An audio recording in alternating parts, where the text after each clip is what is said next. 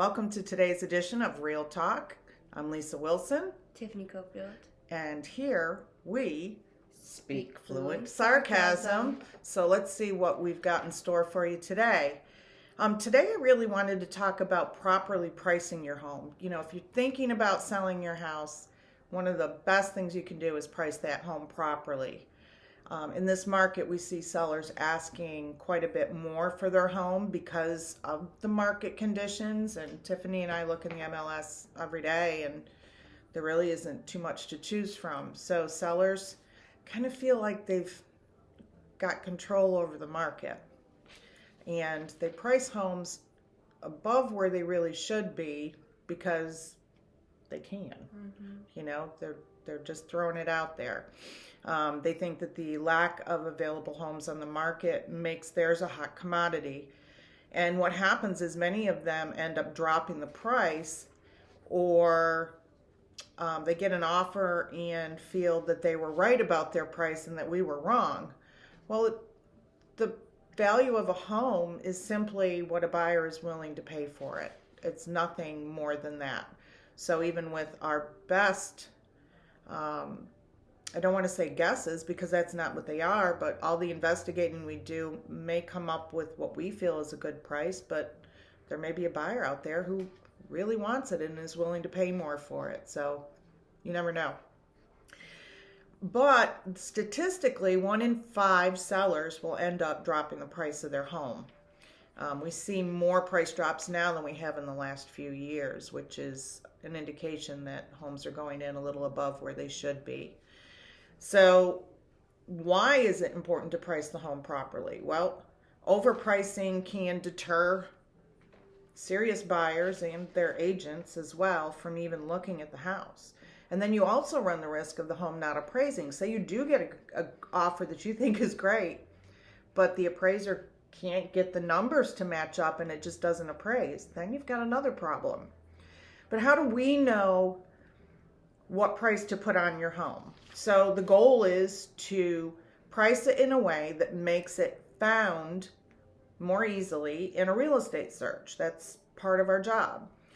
We have automated systems that we use for it within the MLS and other platforms. And we know that clients and their agents often search in terms of round numbers, 100, 150, 200, 250. There's always a price range that they search in. So for example, I search in a specific area for a house that's under 400,000 and you've overpriced your house at 410,000. Your home is never going to come up in my search, even though it might be the perfect home for my client, and you might actually accept their offer because you've not had many showings and you haven't had any offers. So an offer of 400,000 might be the right price for your home for both the buyer and seller. We look at location when we're pricing a home. What do the recent sales look like in that area? We look at school district. I mean, people with children are concerned about school districts. That's a biggie. We look at the number of bedrooms, bathrooms, the year it's built, the square footage, the size of the lot.